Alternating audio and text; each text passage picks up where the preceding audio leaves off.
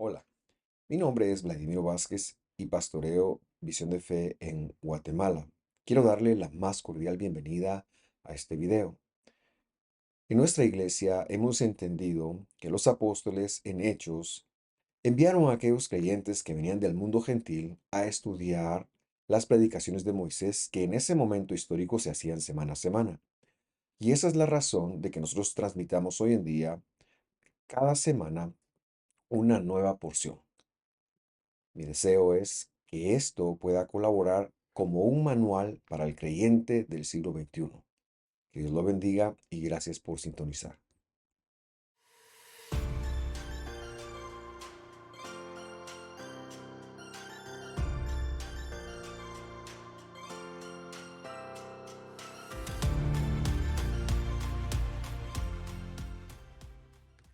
Me da muchísima alegría darle la bienvenida a la lección número 10 del estudio de la carta de Romanos. Hoy nos esforzaremos por terminar el capítulo 2, así que puede ser que nos tardemos algunos minutos más de nuestra acostumbrada media hora para entrar de lleno ya en el tema que es el judío, la ley y el drash. Me iré explicando. Me gusta siempre iniciar con un breve repaso contextual de lo que veíamos en la clase pasada.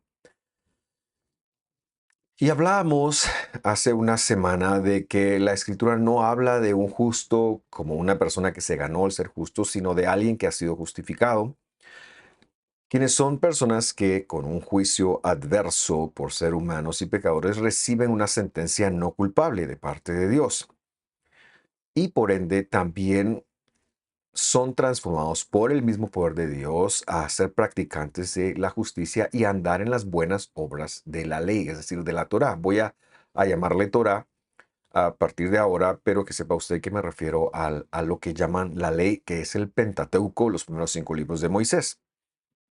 También veíamos que los que sin ley pecaron, es decir, enfrentarán la muerte, enfrentarán un juicio, pero los que con ley fallan, ellos serán defendidos por la misma Torah que ellos han sido conducidos de parte de Dios a guardar.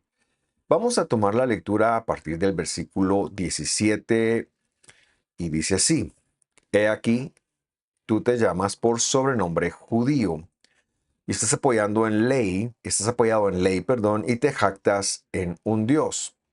Hemos hecho una traducción bastante literal y helo aquí porque el nombre de nuestra enseñanza, porque está hablando de un sobrenombre judío. Ahora, yo quiero que usted, por favor, conecte que la palabra sobrenombre no se refiere necesariamente a la etnicidad de alguien. No estamos hablando ahora mismo de un judío religioso.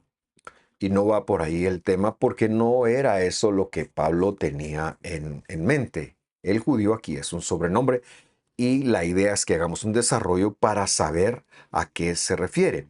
Así que empecemos allí. En primer lugar, la primera persona que da origen a este nombre es el patriarca Yehuda. Judá ha sido traducido al castellano, por eso es que nosotros decimos la palabra judío. Por lo tanto, la idea sería hacer un desarrollo de la palabra judío y qué significa el sobrenombre, llegar allí. Así que, por lo tanto, bueno, empezamos con Judá. Judá es Yehuda. Su madre le ha puesto el nombre Ya Oda, es decir, Oda al nombre de Dios, es una honra a Dios.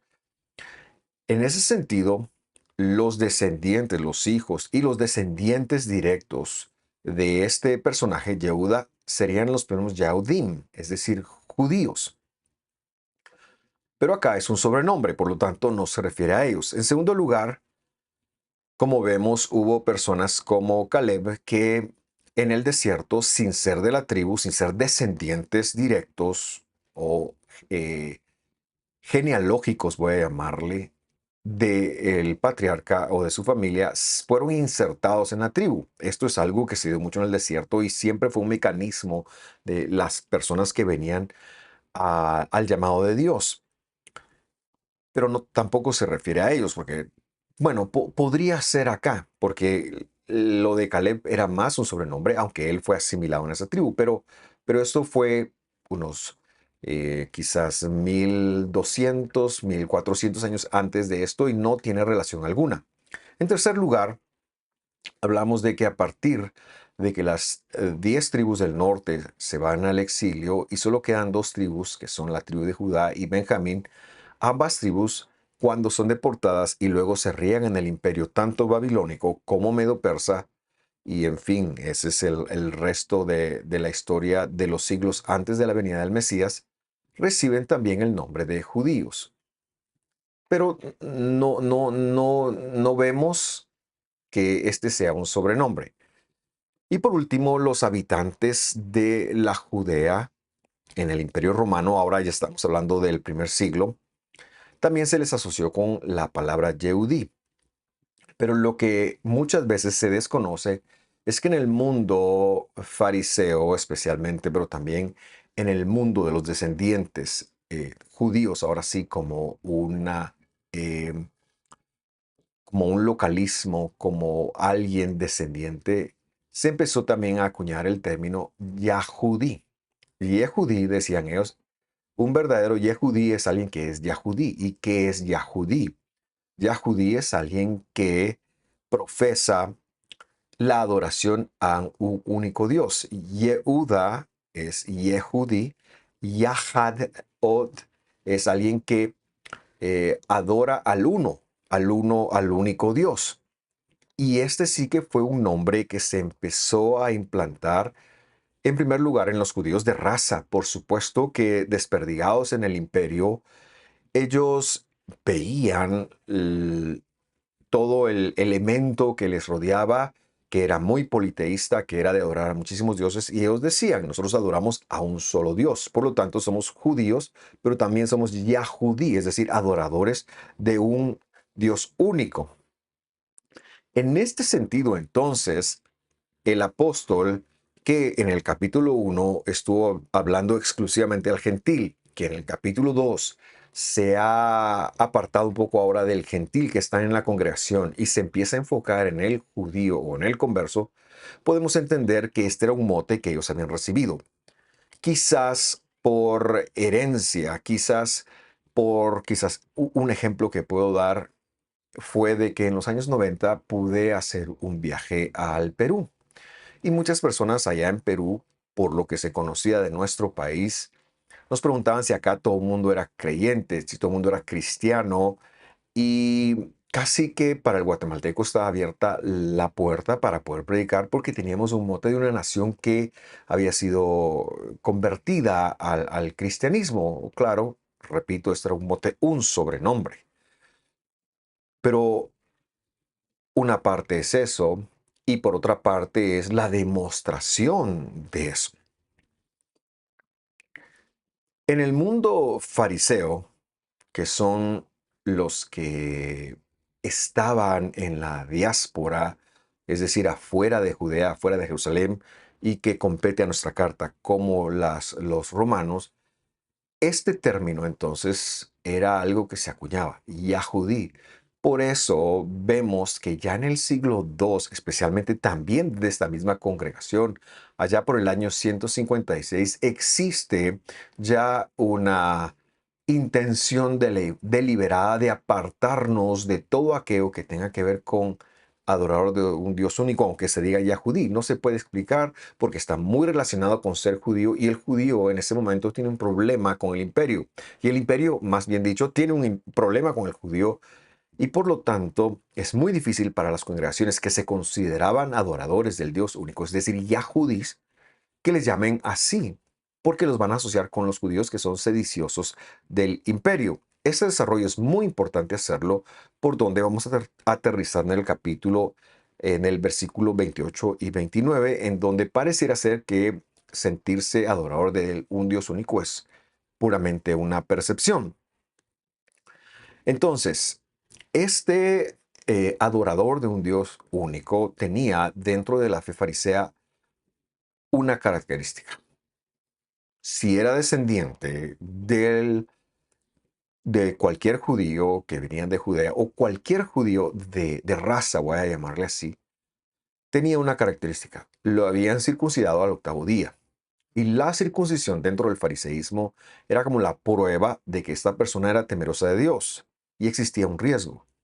Es que si es así, por el hecho de tener una circuncisión hecha, el día de hoy podríamos trasladarlo, hacer una extrapolación al bautismo en agua. Por ejemplo, pensar que porque una persona se bautizó en agua, esa persona puede sentirse ya un creyente sin la responsabilidad de dar el testimonio.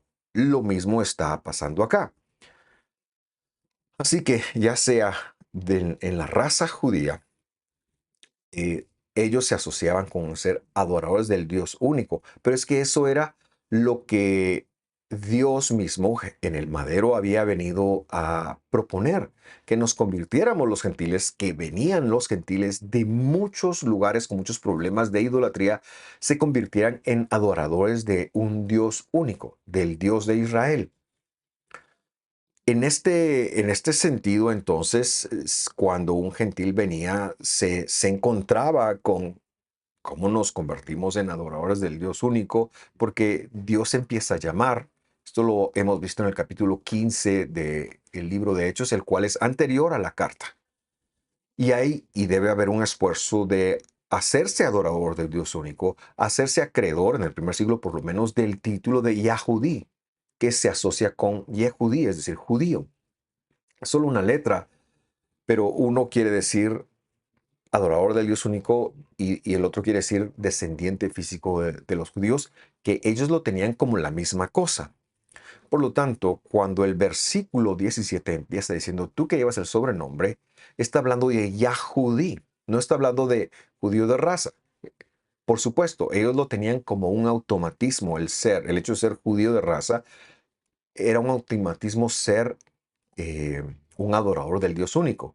Pero también cuando un prosélito entraba, esto es, a la fe propiamente farisea y a sus congregaciones, le obligaban a circuncidarse y entonces él podría caer dentro de la misma tentación. El hecho de estar circuncidado me permite relajarme porque yo ya voy para el cielo, yo ya me gané la salvación, no tengo que esforzarme por más. Y esto es un peligro que los creyentes, incluso en Jesús, en el Mesías, tenemos que enfrentar a día de hoy. No podemos relajarnos, no podemos llegar a confiar en nuestra propia humanidad o depender de nosotros mismos, sino siempre hemos de estar conectados con Dios para mantener ese estatus de adorador del Dios único. La denuncia que ahora vemos es una denuncia de congruencia. El apóstol llevará a estas personas que están en la congregación, ahora sí, judío-mesiánica. ¿Qué es una congregación judío-mesiánica?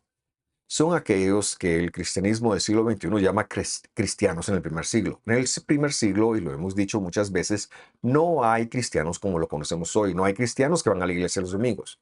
Hay judíos mesiánicos que han recibido a Jesús, la revelación de Jesús del Mesías, como Pablo, como Pedro, como Juan, como todos los escritores y personas que se narran en el Nuevo Testamento.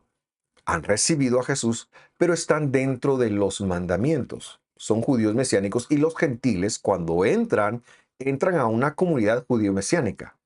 Creo que la palabra cristiano sale dos veces. Una me parece que es cuando habla de Antioquía, capítulo 13 o 12, por ahí debe estar.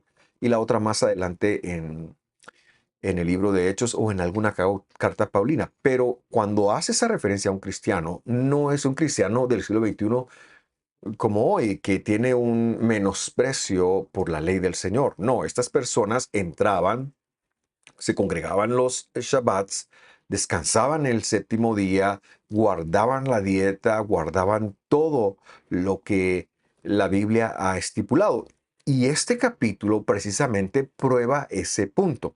Así que seguiremos con la lectura porque el apóstol está diciendo, si tú eres un adorador del Dios único, es decir, un Yahudí, entonces debes ser congruente. No solo porque estás circuncidado, tú ya eres salvo y puedes hacer lo que te venga en gana. No. tienes que seguir trabajando en la santificación, es decir, en la salvación, la cual se desprende de la ley del Señor. Sigamos leyendo y pasamos al versículo 18. Dice, y sabes su voluntad, aquí está hablándole a la misma persona, al que tiene por sobrenombre el ser adorador de Dios. Y apruebas lo mejor. De hecho, la palabra que usa el griego ahí es lo trascendental. Y estás instruido por la ley, dice, por la Torá del Señor. Esto no es un sarcasmo. Esto es un reconocimiento de que esta persona, pues, llevaba ese sobrenombre y conoce la voluntad de Dios. ¿Cuál es la voluntad de Dios? Lo que está escrito. La voluntad de Dios no es algo que oramos y le pedimos a Dios que nos revele y se manifieste. No, la voluntad de Dios es que vivas como está escrito, que comas como está escrito, que descanses como está escrito, que no hagas lo que en la escritura dice que no debes de hacer, etcétera, etcétera. Esta persona entonces conoce la voluntad de Dios y aprueba lo mejor. ¿Qué quiere decir eso? La ley del Señor. Allí está incrustado. Es decir, lo trascendental, lo que trasciende. ¿Y qué es lo que trasciende? Lo que está escrito, desde Génesis a Apocalipsis. Porque nuestro Dios, cuando estuvo en la tierra, dijo, el cielo y la tierra pasará, pero mi palabra, mis palabras no pasarán. Ahora, se estaba refiriendo únicamente a las palabras que él vociferó aquí en la tierra. Rotundamente decimos que no. Toda la escritura ha sido inspirada por Dios. Es decir, toda la escritura salió de la boca del Mesías. De Génesis en adelante, todo es de la boca del Mesías. Porque si decimos que algo no lo pronunció Jesús, entonces estamos hablando de dos dioses. Y aquí el punto es el ser adorador del Dios único. Por lo tanto, no es un sarcasmo y por lo tanto lo trascendental es la Torá, es la ley del Señor. Y mire cómo sigue diciendo, versículo 19. Y confías que eres guía de ciegos. Claro, por supuesto, tiene escritura, tiene palabra de Dios, conoce la palabra de Dios. Luz de los que están en tinieblas. ¿A quiénes se refiere? Pues se refiere a los gentiles, que son las personas que viven en las tinieblas. Versículo 20. Enseñador de los que no saben, maestro de niños. Y luego dice algo impresionante, que tienes la forma de la ciencia y de la verdad en la Torá. El apóstol está diciendo, mire, tú tienes el saber cómo, tienes el know-how.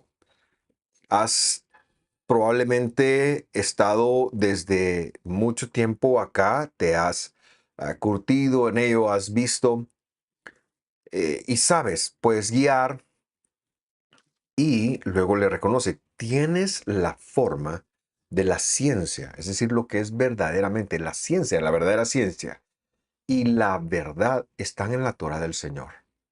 Es impresionante que conectemos que el apóstol Pablo está afirmando que la ley del Señor, la Torá del Señor, es la forma de la ciencia y es la forma de la verdad. Esto es muy importante que lo conectemos porque Pablo nunca tuvo como deseo u objetivo el que los gentiles no guardaran la escritura. Eso es una mala lectura del capítulo 15 de Hechos, es una mala lectura de casi toda la carta de Gálatas, la cual le invitamos a trabajar y a estudiar con nosotros.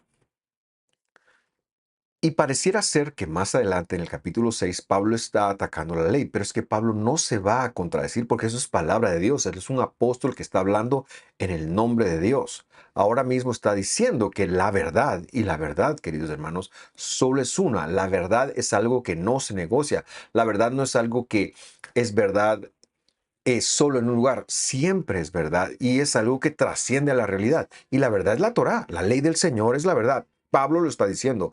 Pablo lo está afirmando. La ciencia, la verdadera ciencia está en la Torá.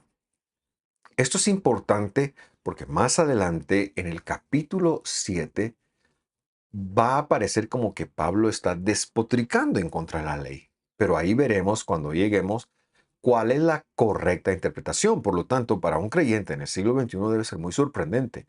Pablo no invalidó, Pablo no canceló, no la ley del Señor. Pablo siempre fue un crítico de la interpretación farisea de la ley del Señor. Eso es lo que muchas veces ataca, pero nunca él atacó la ley del Señor y esto lo iremos demostrando en la medida que sigamos avanzando. Por eso es que este capítulo es importante. Versículo 21 dice, tú pues, que enseñas a otro, y aquí viene la denuncia apostólica, ¿no te enseñas a ti mismo?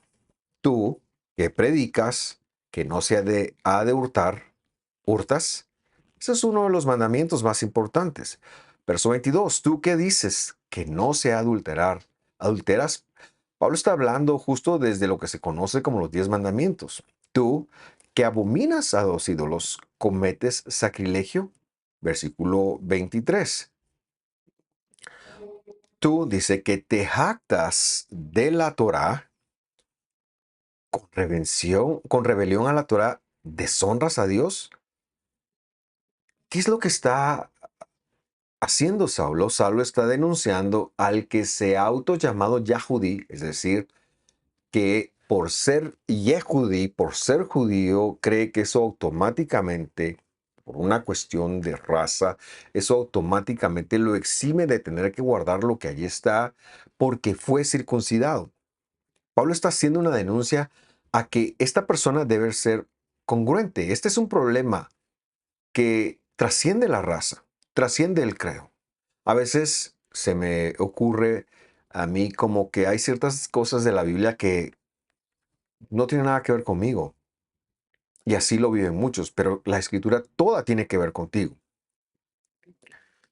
El meollo del asunto que él está mencionando ahora es que no se piense que por ser heredero genético y por tener en su carne la circuncisión, por haber sido circuncidado al octavo día, puede ahora quebrantar los mandamientos, no solo porque lo sabe, porque los enseña a otros, y pueda llegar a pensar que él tiene licencia de no tener que guardarlos todos, simple y sencillamente porque fue circuncidado, y eso le va a servir a él como un amuleto para pensar en que no está obligado con los demás. Y esa es una hipocresía que se vive desde cualquier religión. Es una hipocresía que pensamos que las reglas que queremos que se apliquen a otros no se aplican a nosotros. Pablo está hablando de que debe vivir en una integridad, que debe vivir en una congruencia de lo que predica con cómo actúa. Ese es el llamado que se está haciendo al que genéticamente es judío o que ha sido converso antes de ser judío mesiánico, de llegar a esta congregación y que piensa que por ello no está obligado a guardar la escritura. Y Pablo le hace una referencia, y la referencia viene en el versículo 24. Dice, porque el nombre de Dios, y esta es una denuncia, más que una referencia, es blasfemado por medio de ustedes entre los gentiles, como está escrito. Y entonces nos hacemos una pregunta, ¿en dónde está escrito esta cita? Porque el nombre de Dios es blasfemado por medio de vosotros entre los gentiles. Y aquí es donde llegamos al tercer punto. Hemos estado hablando del judío o el adorador del Dios único como sobrenombre. Hemos estado hablando de la ley del Señor, pero ahora vamos a hablar de lo que es el tercer punto de esta enseñanza, que es el drash. En la exégesis judía de la escritura, ya vigente en el primer siglo, se sabía que habían cuatro niveles de interpretación de la Torá. Ahora, usted tiene que acordarse que Saulo de Tarso, él es un erudito judío. Es que Pablo no fue cristiano. Pablo era un erudito judío que sabía la jurisprudencia de la escritura de pe a pa. Es que él se las sabía todas. Él había estudiado desde niño y fue el vaso que Dios iba a usar para incorporar a los gentiles, por supuesto, pero nunca demeritando la escritura, siempre desde lo que la escritura ya había dicho, que muchas veces la fe farisea negaba o erraba. Así que Saulo, que es un conocedor de todo esto, sabe, y lo estamos probando, lo vamos a probar, que hay un nivel de interpretación que se llama drash, el cual es el que él va a utilizar ahorita con esta escritura. Y la razón de mencionarlo es para que veamos quién era Saulo de Tarso. Mencionamos los niveles. La palabra pardes, que es la palabra em, paraíso en hebreo, es un acróstico con las consonantes para la P, la R, la D y la S.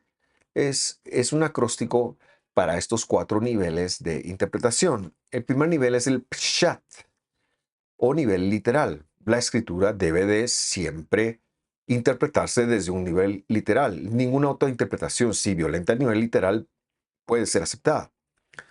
O, es decir, si contradice el nivel literal. En segundo lugar está el nivel remes o el nivel de las alegorías o parábolas. En tercer lugar viene el drash. ¿Y qué es el drash? El drash es una argumentación que normalmente tenía que ver con la unión de dos citas que aparentemente no tenían algo que ver, pero que era muy usado para probar un tercer punto. El punto de Saulo acá es que el nombre de Dios ha sido blasfemado en medio de los gentiles por causa de estas personas. Saulo, como judío, está haciendo entonces uso de esta figura drash para eh, que nos demos cuenta, bueno, no para que nos demos cuenta, pero para probar el que estas personas que supuestamente son adoradores del Dios único, con estas actitudes y con este comportamiento, lo que están haciendo es que se menosprecie, que se blasfeme, en otras palabras, que se profane el nombre de Dios en medio de los gentiles. Para no dejarlo con la duda, el cuarto nivel es el nivel Sod o el nivel de los secretos. Ahora, ¿cómo se lleva a cabo este drash? Pues veremos la unión de dos escrituras. La primera está en Isaías 52-55 y esto no es fácil de encontrar porque cuando usted busca la referencia de las Biblias, ¿a qué se refiere? ¿Qué está citando Saulo? Únicamente le dan Isaías 52, pero no está completo.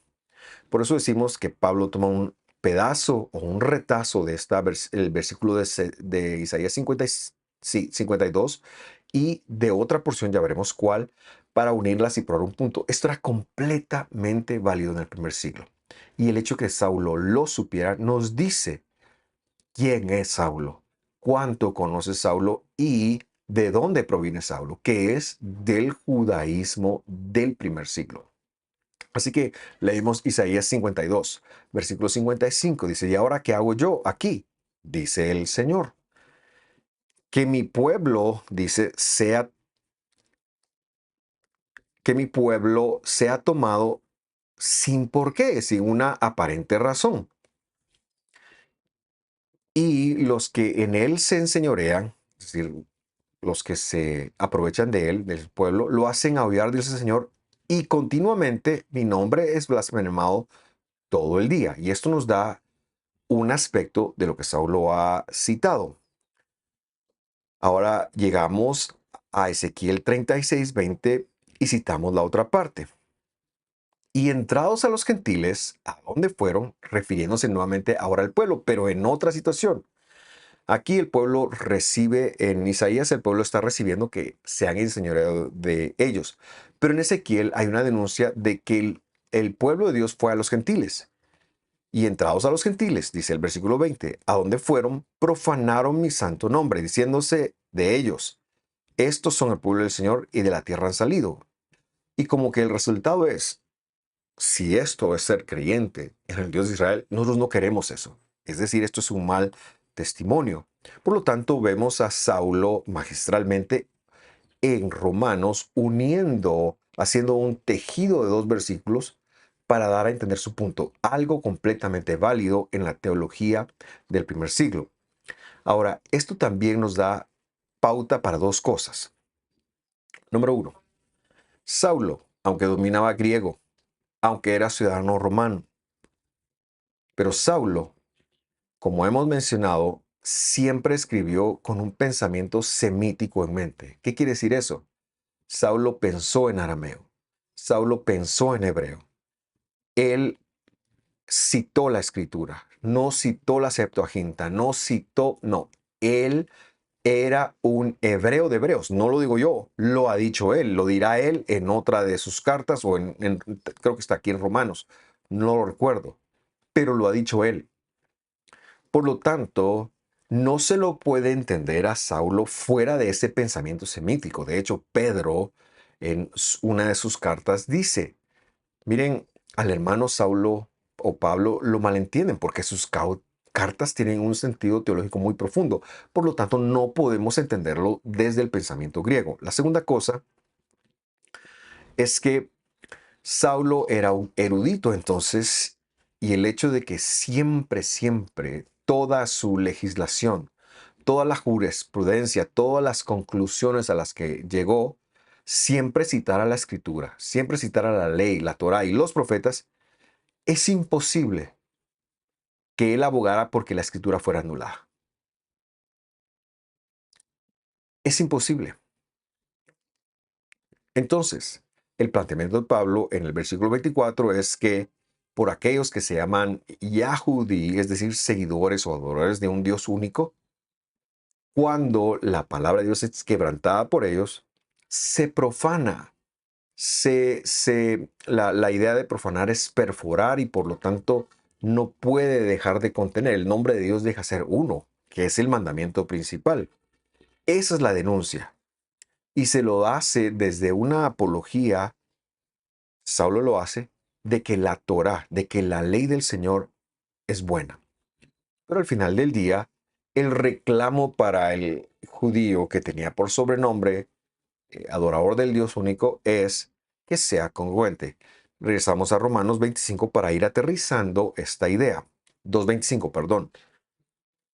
Porque la circuncisión en verdad aprovecha si guardaras la ley. Si eres rebelde a la ley, tu circuncisión es hecha prepucio, dice literalmente, es decir, incircuncisión.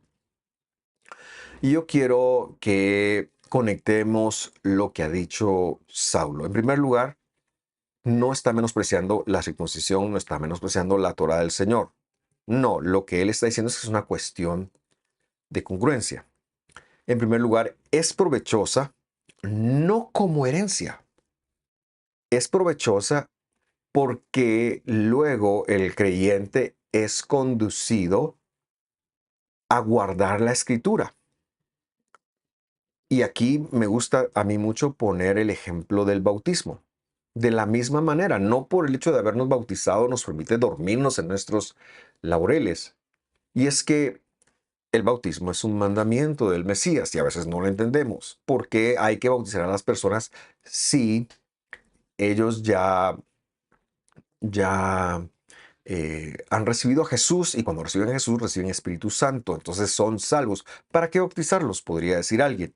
Bueno, porque es una pedagogía, es un mandamiento y, más importante, como está escrito de la circuncisión en el capítulo 17 de Génesis, versículo 10, la circuncisión era la señal del pacto, no era el pacto.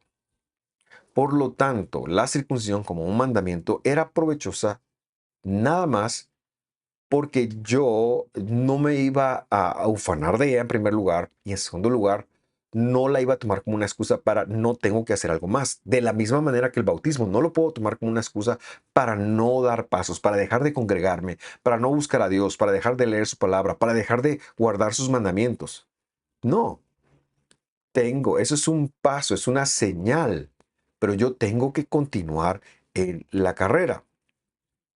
El punto es que eh, no puedes tener un mandamiento y pensar que eso te salva si te opones con guardar a los demás.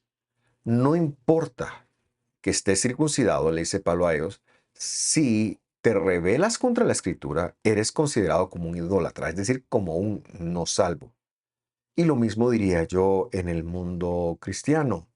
El hecho de haber levantado la mano, haber recibido a Jesús, no me da a mí, por ejemplo, hablando de otra señal del pacto, no me da a mí el, la capacidad de decir, bueno, ya soy salvo, no me tengo que congregar, no tengo que bautizarme, o una vez bautizado, no tengo que hacer nada, algo más. No, es que está un comportamiento que Dios espera que tú tengas, porque eres un creyente, porque la idea es que ahora te conviertas más y más cada vez como el Señor era, que dejes de ser un idólatra, que avances en los caminos del Señor, que dejes de ser un ególatra, que dejes, por un lado, la pecaminosidad que te caracteriza, el pecado que te domina y empieces a caminar en los parámetros divinos. Eso es ser un creyente, eso es ser un verdadero cristiano, sería ser eso. Versículo 26. De manera que, y mire esta argumentación de Pablo, de manera que si el incircunciso, es decir, el gentil, preserva las justicias de la Torá, no será contada su incircuncisión por circuncisión. ¿Qué quiere decir eso? Quiere decir que si el gentil, que recordará usted, creo que esto lo veíamos la semana pasada, que quizás no tiene una copia de la Torá y quizás no ha llegado al momento de circuncidarse todavía, pero que, como fue la promesa de Dios en Jeremías 31, en el mismo capítulo de Ezequiel, en lo que citó Pedro en el capítulo 2 hablando de Joel 2:28, y bueno, lo que ocurrió en Hechos capítulo 2, que el gentil que recibe al Señor también recibe la capacidad de guardar mandamientos, aunque no tenga una copia. O sea, ¿no será que cuando él empieza a no robar, empieza a guardar, que era la idea de los creyentes en el primer siglo, en el capítulo 15, y ya lo vamos a ver, los mandaron a observar la ley del Señor? ¿No será entonces que este gentil incircunciso, que no se ha circuncidado, pero que fue salvo, no por el mandamiento, ah, empieza a observar las cosas de Dios? ¿No será que esa es la verdadera circuncisión, que es la del corazón? Aquí aplicamos la enseñanza que alguna vez el Mesías dijo: hay que hacer lo otro sin dejar de hacerlo primero. Versículo 27. Y lo que naturalmente dice es prepucio, es decir, gentil, pero guarda perfectamente la ley, la Torá. Mire, aquí está la prueba. Te juzgará a ti que a pesar de la letra y con la circuncisión eres rebelde a la ley. Y veamos cuál es la línea de pensamiento acá. En primer lugar, hay un gentil que estaba adorando ídolos, pero Dios lo captura, lo acerca, lo salva, y en su proceso de empezar a caminar, empieza a guardar la Torah, empieza a guardar la escritura. Ese es el proceso acá. Ese era el proceso con los gentiles del primer siglo. Esa era la idea que Dios tenía. Entonces esta persona era, en primer lugar, guiado por Dios, pero en segundo lugar, motivado por su congregación, que es judío mesiánica, a guardar toda la Torah del Señor, a pesar de que no se había circuncidado o que alguna vez lo hiciera. Luego traducen normalmente te juzgará a ti que con letra, pero la proposición ahí no era con letra, sino es a pesar, es la proposición dia, a través o a pesar de. Y lo que le está diciendo es que este que no está circuncidado, pero que empieza a guardar la Torah del Señor, no tendrá más galones que tú, que a pesar de que tienes la letra aquí es la Torah, o sea, el conocimiento, porque por eso era maestro, y que tienes la circuncisión, pero cuando haces lo que está en contra de la palabra de Dios, eres rebelde a la ley. Y aquí está un punto importante a conectar también. En el primer siglo, a los no judíos, a partir del capítulo 15, en el cual se define cómo es que van a hacer para ingresar a los no judíos, a los gentiles, a los adoradores de ídolos, que ahora se empiezan a sumar a las congregaciones del Señor en números masivos. ¿Cómo van a hacer para disipularlos? ¿Cómo van a hacer para absorberlos? ¿Cómo van a hacer para hacerles pueblo? La facción farisea quería que ellos guardaran toda la ley de Moisés según el rito de Moisés. ¿A qué se refiere eso? No se refiere a la ley del Señor, se refiere al rito fariseo con el cual ellos interpretan la ley. Esto tiene una palabra que es, por supuesto, posterior a ello, es la halajá, que es ley judía. Ley judía. Pablo dice, no, no deben de ser sometidos a la ley judía. No deben de ser sometidos a la ley judía. Y Jacob, que es el apóstol que manda, dice, yo juzgo algo. ¿Saben qué? Vamos a hacer algo. Ellos pueden empezar con 3 mandamientos. En primer lugar, deben de apartarse de la inmoralidad sexual.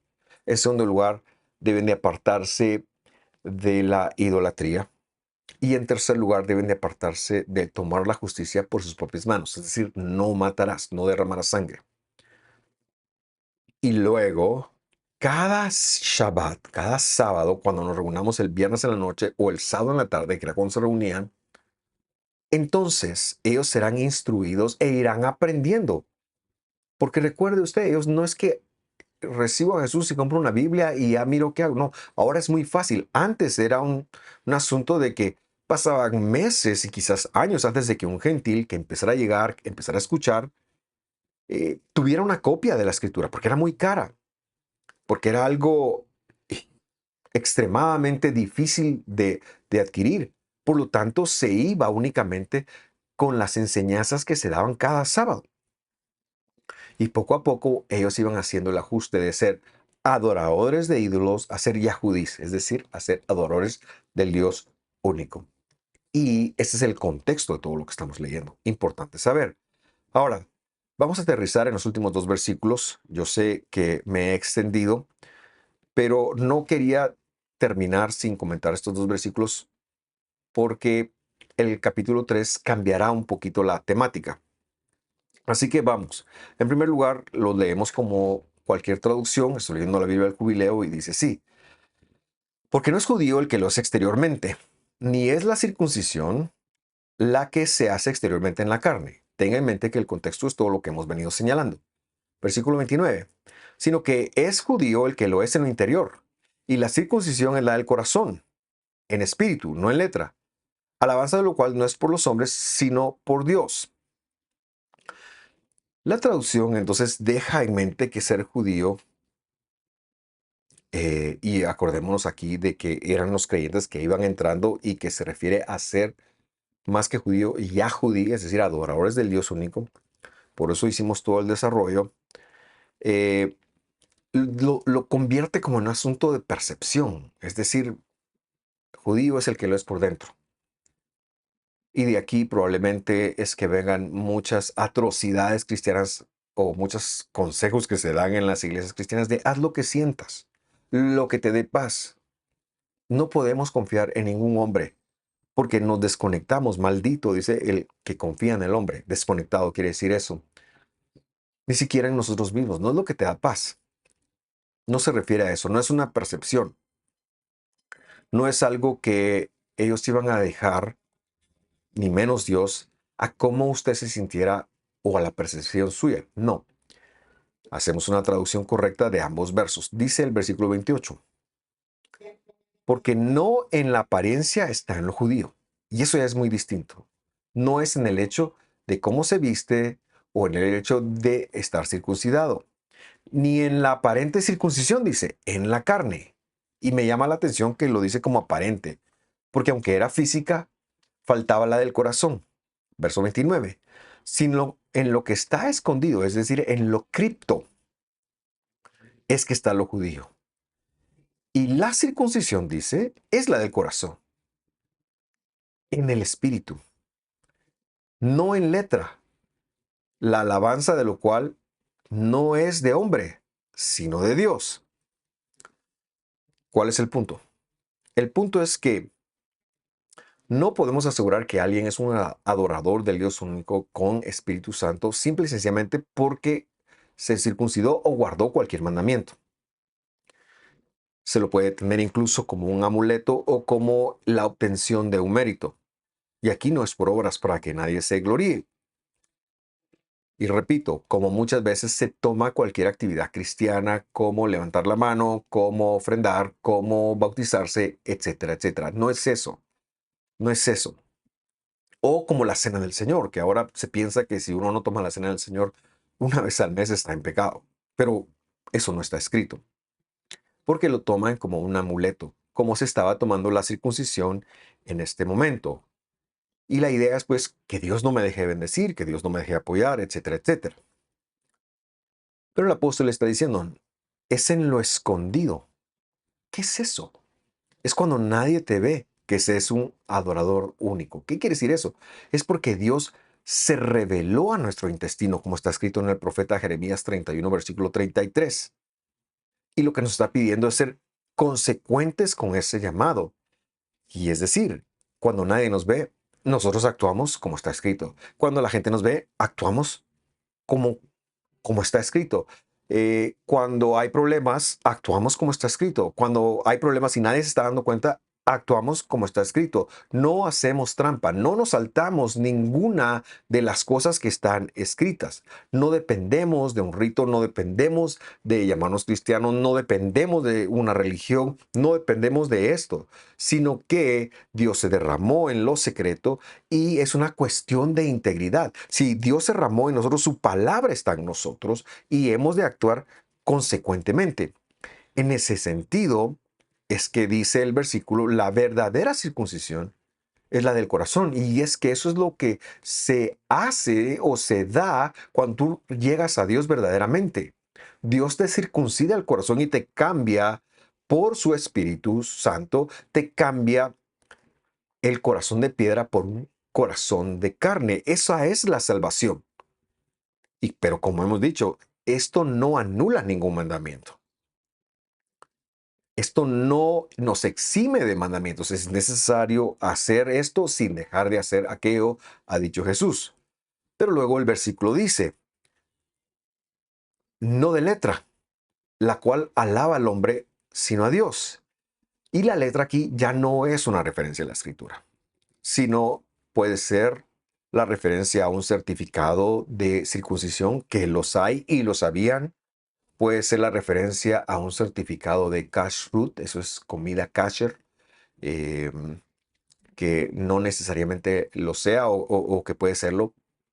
Pero si yo tengo ese certificado y por eso me siento más creyente, si yo tengo mi certificado que me bauticé y por eso pienso que Dios me perdona y no tengo que hacer nada, si yo tengo mi certificado de escuela, de líderes o lo que sea, y eso me hace líder, no, es lo que está en lo oculto, es lo que yo hago cuando nadie me ve, cuando estudio, cuando me toca cumplir la palabra del Señor. Esto se estaba dando muchísimo en el mundo antiguo, en el mundo fariseo. Hoy en día también se da. Hoy en día también se da. Y cerramos esta enseñanza recordándonos, hemos de vivir en los mandamientos.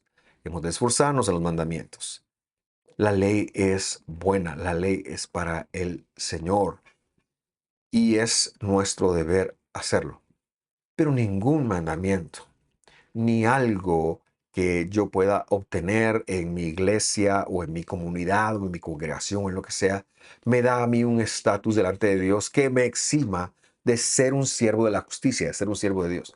Tengo que ser fiel a Dios. De eso se trata el camino de la fidelidad. Ese es el camino de lo que han traducido como la fe. Gracias por sintonizar. Espero que esto le colabore. Le recomiendo que lo vea más de una sola vez. Que Dios lo bendiga. Nos vemos la próxima semana en donde empezaremos el capítulo 3. Hasta pronto.